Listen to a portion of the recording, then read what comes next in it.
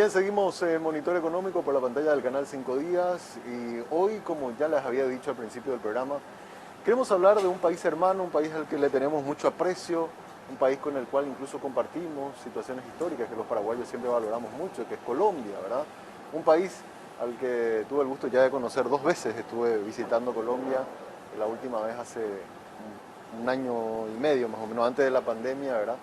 Y bueno, hoy tenemos el gusto de tener aquí en piso al embajador colombiano. Él es Fernando Sierra Ramos, quien está con nosotros y a quien agradezco por su visita. ¿Cómo le va, embajador? Muy buenos días. Samuel, muy buenos días a ti, a José, a todo el equipo de 5 días. Un placer estar acá. Bueno, es un gusto para nosotros poder conversar contigo, embajador. Colombia es hoy día no solo un país hermano, sino un socio comercial que está creciendo. Es uno de nuestros mejores compradores, por ejemplo, en el caso del arroz, ¿verdad? Y es el segundo principal destino que estamos teniendo a la hora de salir del país. O sea, estamos hablando todo antes de la pandemia, ¿verdad? Estaba primero México y después ya directamente Colombia es el país donde los paraguayos más nos gusta visitar por las hermosas playas que tienen ustedes. Y por eso que tenemos un cariño bastante importante con los colombianos, ¿verdad? Y bueno, y es un gusto siempre poder hablar con hermanos de ese país. Lo que sí nos ha llamado un poco la atención en las últimas semanas, en el último mes específicamente, es un poco esta situación de tensión que han estado viviendo. Entendemos que el gobierno de Iván Duque había propuesto una reforma en materia tributaria, así como se hizo en Paraguay hace más o menos un año y medio. Sin embargo, eso no cayó bien. Luego se decidió no avanzar con esa propuesta y aún así las protestas en las calles continúan. Y queríamos un poco la opinión de usted, que nos pueda contar un poco en un pantallazo grande qué es lo que está ocurriendo, por qué todavía hay tanta gente en las calles y bueno, y cuáles son las vías de solución que están viendo también desde el lado del gobierno. Bueno, definitivamente lo has dicho, las reformas tributarias que atentan o afectan los impuestos pues son absolutamente impopulares. Y en ese sentido, pues el gobierno de Colombia y muchos tuvieron el año pasado un año particularmente atípico. Todos los recursos evidentemente se fueron a la salud, a los hospitales, a las camas, a los ventiladores, etcétera, etcétera. Y eso hizo pues que las finanzas no solamente del Estado colombiano se direccionaran a la prioridad que era el COVID. Ningún país estuvo preparado pues para esa eventualidad. Eso genera que el gobierno tuviera que armar una reforma tributaria de pronto en el momento difícil.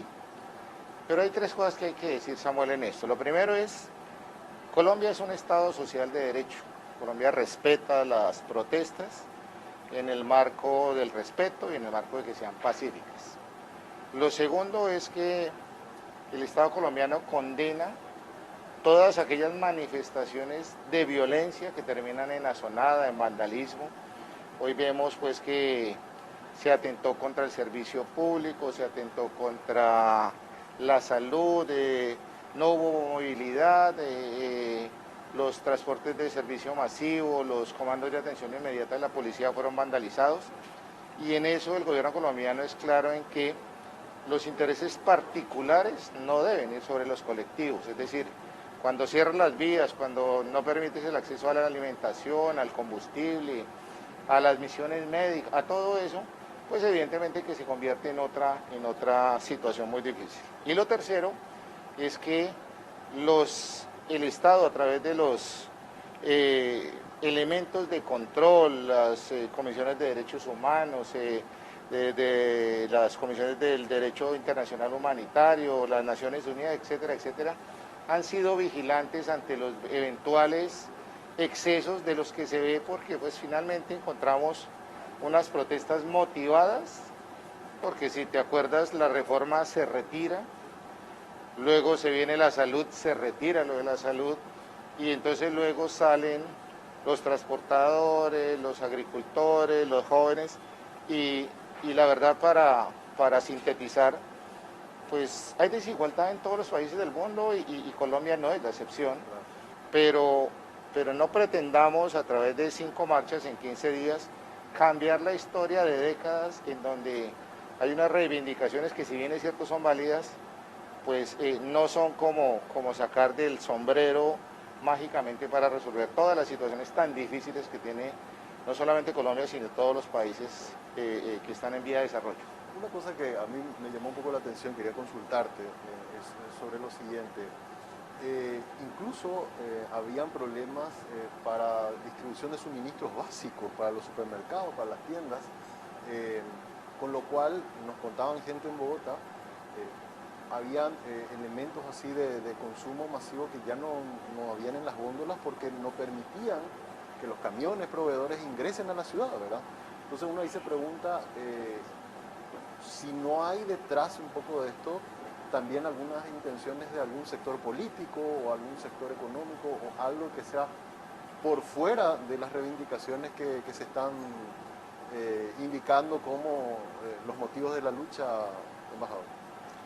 Es absolutamente claro, es absolutamente claro. Te voy a dar solamente un ejemplo. Los comandos de atención inmediata son unas estaciones pequeñas de policía que hay en los barrios, creo que se llaman comisarías. Sí. Esos son unos puntos estratégicos para efectivamente tener la presencia de la policía muy rápidamente en varios barrios.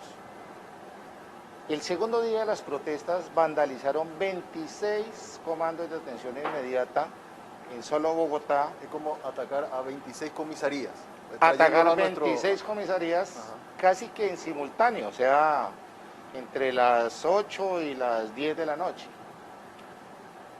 A ojo de una persona que no sabe el conflicto, es muy difícil creer para los organismos del Estado de seguridad que se hubieran aglutinado estas personas para estar unas en el norte, o sea, es decir, como para hacerte un caso, quieren estar en Lambaré, las otras en Luque, las otras en Fernando de la Para que Mora, sean tan sincronizados y si fuera simultáneos. sincronizado. Entonces encuentra uno también esas redes muy mediáticas, encuentras personas que definitivamente asisten a las marchas con un pago, encuentras personas que hasta el almuerzo le dan para que vayan a gritar arengas, y entonces en ese momento se desvirtúa la verdadera motivación de una protesta. Hay que decirlo con tristeza, pero con carácter, que estamos en un año preelectoral, que nosotros elegimos Congreso el siguiente año y que elegimos presidente el siguiente año, y que pensaría uno que aquí hay unos políticos que quieren pescar en río revuelto y que pues básicamente hacer oposición es muy fácil. Yo vengo de un congreso en donde fui opositor y criticar el Estado, sobre todo cuando hay tantos faltantes, pues es relativamente fácil. Entonces creemos que detrás de todo eso, evidentemente, tenemos una mano oscura que mueve y que está arengando, que está incendiando, que está motivando a esa cantidad de jóvenes que están en las calles y que pareciera que no tienen fin en cuanto a sus demandas. Entonces es muy difícil, a pesar de que el gobierno ha instalado casi 26 mesas de diálogo. Y sobre estas denuncias de supuestas violaciones de derechos humanos, nosotros muchas veces en el canal también tenemos el criterio de tratar de filtrar muchos de los videos, las cosas que aparecen en redes, ¿verdad? Se hablan más o menos de un centenar de muertos, de personas desaparecidas, y una cosa que nos comentaban, que por eso le quiero preguntar, embajador, es de que la Comisión de Derechos Humanos había pedido venir a Colombia y en principio como un rechazo del gobierno, y ahora sí hay una fecha creo que para visitar y hacer un monitoreo de cómo está la situación. Claro. ¿Cuál es la realidad de lo que está pasando en ese sentido? A ver, el ciudadano de a pie se queda con lo que está pasando en las redes. Desafortunadamente las redes es un minuto a minuto de algo en lo que te quedas, y hemos encontrado un mensaje articulado en unas bodegas de Twitter, en unas bodegas de Instagram, de Facebook, que se han encargado de desprestigiar la labor de tanto de la policía como del gobierno colombiano. La Comisión Interamericana de Derechos Humanos, de hecho la vicepresidente hoy con funciones de canciller, quiso ir a Washington a exponer y a dar esa otra cara de esa Colombia diferente, que quiere trabajar, que quiere salir a las calles, para que hagan un estudio muy minucioso de todo lo que está pasando en Colombia, adjuntándole todos los casos que ha habido. Estamos alrededor de unos 1000 y tanto de heridos, de esos casi que el 80% son policías que la verdad no se ven. Tenemos 2 policías muertos y 27 civiles también muertos, no con ocasión de esas protestas, sino dentro del marco de manifestaciones, a ver de pronto en hechos aislados y demás. Pero el mensaje ¿cuál es? Hoy la vicepresidenta con funciones de canciller está con naciones, con los estamentos de derechos humanos para explicar efectivamente y para llevar todas las pruebas necesarias para tener una imagen, un retrato diferente de lo que se está pretendiendo formar. Y tengo que decir también hoy que Colombia también salió a las calles desde ayer en una marcha absolutamente diferente, marchas de paz, la gente que dice, venga, nosotros queremos trabajar, déjenos trabajar, necesitamos que los alimentos lleguen, necesitamos que el oxígeno llegue, necesitamos que las estaciones de combustible se abastezcan, necesitamos pues, y el colombiano de a pie que sale a trabajar, que ve en Colombia un país de progreso, pues ha salido a las calles y encontramos marchas diciendo vamos a trabajar, déjenos trabajar, porque ya estuvo bien de tratar de hacer un caos total en el país.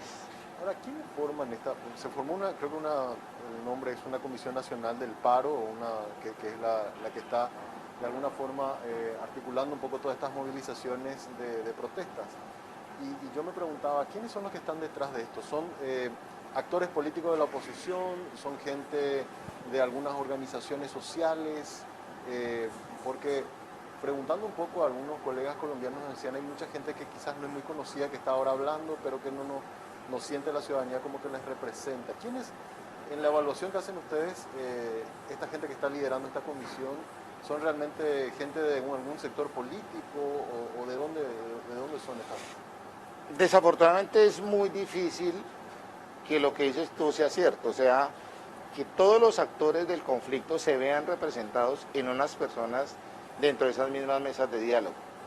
No han podido ellos ponerse de acuerdo a que haya una persona que sea el vocero, que identifique todas las necesidades de cada uno de los sectores. Con todo y eso, el gobierno instaló una mesa de diálogo ya hace más de 10 días, con unos comités en 26 mesas multisectoriales, agro, transporte, trabajo, educación, etcétera, etcétera, para tratar de interpretar todas las personas que de alguna u otra forma están sentadas en esa mesa y tratar de dar soluciones. Obvio, las soluciones, como le digo, no las podemos dar en el sentido de reformar, si se quiere, la Constitución para ver una serie de requerimientos que si bien es cierto son válidos, no se dan en el transcurso de un diálogo de un mes, de un año, de lo que sea. El presidente Duque se va en agosto del año 2022.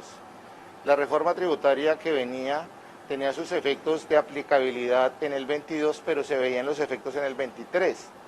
Si este presidente hubiera sido irresponsable, pues básicamente le deja el problema al que viene, porque la caja va a estar desfinanciada para cubrir todos los programas sociales, para todo el tema de ver que las finanzas del Estado no se resquebrajen. Hoy lo que tenemos es una calificación que estas entidades calificadoras de riesgo nos la bajan, precisamente por todo este tema tan difícil, por todo este tema de ver un país desestabilizado, pero eso finalmente lo que hace es que nosotros, si vamos a recurrir al mercado internacional, pues tengamos una deuda más cara, claro, tengamos unos intereses mucho más caros, y eso se ve representado ¿en qué? Pues porque la plata tiene que salir de alguna parte. Esa reducción, disculpame, esa reducción de calificación de riesgo, ¿le sacó a ustedes del grado de inversión o siguen todavía en grado de inversión? Estamos en grado de inversión, pero pasamos nos bajaron un grado, quedamos en B+. Eso, si bien es cierto, no afecta la calidad del objeto del crédito, pues sí encarece los intereses de un eventual préstamo por el grado de riesgo que esas mismas calificadoras. Entonces, salir al mercado a conseguir dinero va a ser más costoso. Totalmente. Eso es lo que se logró por todo este tema, que evidentemente es muy difícil, pero que es absolutamente necesario porque tendremos que salir al mercado a buscar dinero para poder... los países son unas empresas y evidentemente tendrán que conseguir unos recursos para efectivamente gastarlos o invertirlos en los planes sociales, en los planes que viene manejando el gobierno y obviamente para que las finanzas públicas tengan por lo menos, después de todo este año tan difícil, algo de un balance que pueda generar un grado de inversión mucho más visible para los que quieren prestar. Una consulta también que tengo, porque obviamente a nosotros de alguna forma tocamos un poco de oído porque vemos lo que vamos recibiendo de algunas agencias y es bueno siempre tener el contexto. Pero un cuestionamiento que hubo en cuanto al manejo de las finanzas fueron algunas compras vinculadas al sector militar, con unos aviones que se habían comprado y en medio de la pandemia, y por eso es que le habían criticado un poco a Duque. ¿Eso ya estaba previsto antes? ¿Era parte de algo que era un compromiso que se tenía que abonar? ¿Qué fue lo que ocurrió en ese caso que a nosotros nos llegó como una de las banderas un poco que había en los manifestantes, embajador? Eso tiene una verdad a medias. Claro, Colombia es un país que ha habido una guerra durante 60 años. Somos el país más antiguo, con la guerrilla más antigua de América. En teoría firmamos un proceso de paz que el ciudadano a pie diría, pues ya firmamos la paz, ya todo quedó. No. Tenemos unos actores de cuello blanco en el Congreso, con un partido que fue una guerrilla, pero tenemos otra ala de ese partido en el monte. Entonces vemos el caso de este señor Santrich, que pasó por el Congreso, se burló de todos, se salió, se escondió, se fue para Venezuela, que es otro tema difícil que tenemos ahí, y lo queda abatido en Venezuela con el fusil al hombro a ver siendo congresista en ejercicio. Eso da para que Colombia tuviera que dentro de su presupuesto tener unas condiciones óptimas para seguir atendiendo el tema de defensa. Desafortunadamente, los secuestros no han terminado, las extorsiones no han terminado, los boleteos no han terminado, los bloqueos que ustedes ven en las calles y la quema de oleoductos y tal no han bajado. Si bien es cierto, bajaron los índices, es claro. También es claro que el campesino que tiene su ganado, tiene su sembradío de arroz, de soja, de lo que quiera, pues le llegan con un brazalete y el brazalete pues no puede decir FARC, pero puede decir lo que sea, pero el fin último es la situación que se está viendo. Entonces, había un presupuesto que se tenía que cumplir con unos compromisos en donde pues los mismos Estados Unidos han apoyado directamente el tema de la erradicación de la droga. Ese es el principal problema en Colombia, porque es que las FARC tenía las rutas, tenía los dineros, tenía los niños, tenía las plantaciones y esa es la gasolina de un conflicto que indiscutiblemente hoy por hoy es el negocio más rentable que existe. Entonces, tratar de llevar a esos campesinos que se ganaban 30 y 40 millones, campesinos entre comillas, a decirles vamos a hacer la sustitución de cultivos, pero ya no siembres coca, sino siembra mandioca y siembra plátano y siembra arroz y te vamos a dar 2 millones por esa ayuda, pues la verdad para ellos es un desbalance en sus finanzas y porque toda la vida han hecho el tema del dinero fácil y ha sido absolutamente representativo. Totalmente. Ahora usted tocó mencionar las FARC, habló de la guerrilla. Yo escuché en estos últimos días hablar también de posibles grupos terroristas un poco metidos en estas movilizaciones. Incluso veíamos, creo que fue antes de ayer, hubo el incendio del Palacio de Justicia en el interior del país. ¿Sospechan ustedes de que hay estos grupos violentos están también metidos o infiltrados dentro de las manifestaciones? Es absolutamente claro, es absolutamente claro. Las formas, las armas, lo articulado de los ataques a los bienes privados y públicos, el desplazamiento sistemático de encontrarse en un sitio, la forma que se maneja después, muy mediática a través de las redes para informar qué pasó. Tras de ese telón de actos que teóricamente son del pueblo para expresar su inconformismo por cualquiera de las motivaciones que tengan. Evidentemente existe unos grupos al margen de la ley que pretenden desestabilizar a Colombia, que son articulados, que tienen unos recursos que vienen no sabemos de dónde, pero que están permeando la sociedad. Y tengo que decirlo, aquí han logrado cosas, por ejemplo, la Copa América iba para Colombia, Sí, se suponía que iba para Colombia. Fue una de las principales banderas del presidente, entendiendo pues que eso trae una serie de factores para que muevan la economía, para que se dinamice, etcétera, etcétera. Pero hoy nos han quitado la Copa América porque pues si a la pandemia le sumas el tema social, pues va a ser muy difícil que algún estado tenga, digamos, la seguridad y la tranquilidad. Entonces, es claro que toda esa articulación con fines preelectorales tienen unos grupos, todos de izquierda, bajo la misma, es el mismo esquema que con contadas diferencias fue lo mismo que pasó en Chile hace 2 años, con otros móviles diferentes, pero es un país incendiado, un país que sale a las calles, un país que protesta. Y todas esas protestas, incluida la que hubo aquí en Asunción, de unos muchachos de las juventudes comunistas paraguayas, pues que van a ser el mismo, digamos, es el mismo modus operandi lo que pasó en México, lo que pasó en Guatemala, lo que pasó en Salvador, porque en la reunión con los embajadores en América sabemos cómo han operado. Entonces es evidente que detrás de todas estas manifestaciones, entre comillas, hay unos grupos muy organizados que pretenden desestabilizar el país. Una última consulta tengo, embajador, y tiene que ver, ¿por qué Paraguay, por ejemplo, ha tomado medidas extraordinarias que nunca antes les había hecho, como por ejemplo pagar subsidios al sector informal, pagar subsidios a empresas? Sin embargo, hemos escuchado que por algunas medidas de apoyo económico que está tomando el gobierno, están diciendo, bueno, Colombia quiere parecerse a Venezuela o está comenzando a subsidiar, está comenzando a ser más dependiente a la sociedad, ¿verdad? Es tan así porque me llama un poco la atención, si hay grupos de izquierda que supuestamente están detrás de estas movilizaciones y que están como un poco afines a esas medidas que muchas veces se toman de impacto social, ¿por qué ahora están criticando y están diciendo que Colombia se acerca a ese modelo más bolivariano por tomar medidas de asistencia a sectores vulnerables? Una precisión, Samuel.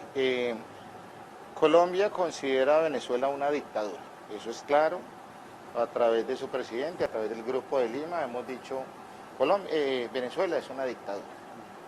Partiendo de esa base, no reconocemos el gobierno de Maduro como un presidente legítimo, democrático, y digamos que rechazamos todas esas acciones que ha habido en Venezuela, porque haciéndote un paréntesis, ya casi son 5 millones de venezolanos que están en Colombia, huyendo de toda la pobreza que tiene Venezuela. Algo más de 2 millones y tanto entrado legalmente a través de un puesto fronterizo con un pasaporte, los otros totalmente informales, que le suman a el tema pandemia, que le suman al problema crisis y que le suman al tema de informalidad. Entonces tenemos a los venezolanos, lo veía yo aquí inclusive en Asunción, de que se toman los semáforos, entonces el uno es el que limpia los vidrios, el otro es el que vende las piñas, etcétera, etcétera, y ese mismo modelo lo que ha ido es a engrosar la informalidad en Colombia, dejando también un tema tanto de salud como de asistencia social, porque llegan familias completas en donde el gobierno colombiano les abrió las puertas. ¿Qué pasa en las medidas que tomó Colombia? Colombia hizo un subsidio a las empresas, hizo un subsidio a la nómina, rebajó unos impuestos, en el afán de equilibrar medianamente las finanzas públicas de aquellas empresas que mueven el país. Colombia es un país industrial, es un país agrícola, que mueve una cantidad de sectores, pero que esos sectores tienen que reactivarse en la medida de lo posible. Hoy no podríamos reactivarlos cuando tenemos las vías cerradas, cuando no tenemos acceso a toda la información y cuando la gente dice, quiero trabajar, déjenos trabajar. Esas medidas estaban y están encaminadas a generar un alivio en las empresas que producen. Por ejemplo, decirle, vamos a contratar jóvenes de 18 a 28 años Y por esos muchachos les vamos a dar un incentivo el Estado va a incentivar las empresas, va para el tema parafiscal, no los va a decirle, venga, pague una tasa promedio, va a decirle, hay una cantidad de auxilios para que el desempleo juvenil, que es uno de los grandes factores de allá, se vea reflejado y que la gente pueda contratar, por ejemplo, en un solo caso, jóvenes que puedan ayudarle. Hoy, por ejemplo, yo veo aquí el productor de este programa de 23 años, muchachos jóvenes, preparados, con un amplio bagaje, pero que necesitan oportunidades. Desafortunadamente a veces o no tenés experiencia o no tenés el contacto y tienes el estudio pero no puedes, emplear. Entonces todo eso va encaminado, pero diferimos mucho del modelo venezolano, jamás podríamos llegar. Y si el modelo hubiera sido exitoso, pues sabes que era la chequera más jugosa y más gorda de Latinoamérica y en la foto de hoy tenemos un país absolutamente devastado. Totalmente. Bueno, embajador, le agradezco mucho su visita. Sé que el gobierno está buscando vías de solución, ¿verdad? Nosotros venimos siguiendo muy de cerca, ¿verdad? A través de nuestros colegas que están en Colombia, ¿verdad? Y bueno, nos gusta un poco contrastar un poco las informaciones que siempre vamos recibiendo también con las personas que conocen más del tema. Por eso que también nos agradecemos mucho su presencia el día de hoy. Y ojalá pronto puedan llegar a un punto de acuerdo, se calmen las cosas, ¿verdad? Entiendo que hay reuniones previstas para los próximos días en donde se buscan algunos acuerdos que puedan hacer de esa hermosa ciudad que tienen ustedes como capital, Bogotá, una ciudad más tranquila, muy alegre, que yo tengo recuerdos fantásticos de visitas en Colombia, y ojalá pronto puedan llegar a una solución. Sí, Samuel, muchas gracias. La verdad, para cerrar, agradeciendo tu gentileza, Colombia sigue trabajando en buscar alternativas a través de su presidente, a través de los organismos del Estado, a través de todo ese equipo, para llegar a consensos y soluciones que permitan volver a generar primero la confianza y segundo la seguridad en el pueblo. Y seguimos trabajando de la mano en un país como Paraguay, que sus gobiernos han sido muy cercanos, sus presidentes también, y hoy reafirmamos esa hermandad que tenemos histórica para hacer los planes y programas en pro del pueblo tanto del colombiano como del paraguayo. Embajador Fernando Sierra, muchísimas gracias por su visita. Así estuvo con nosotros el embajador de Colombia, trayéndonos un poco el panorama también de cómo lo están viviendo ellos allá y deseando también, embajador, que pronto pueda volver toda la normalidad y que podamos tener también a esa Colombia tan alegre que siempre les ha caracterizado. Así que muchas gracias por la visita. Un abrazo a todos, muchas gracias a ustedes. Muchas gracias. Hacemos una breve pausa, a la vuelta venimos con la parte final del programa.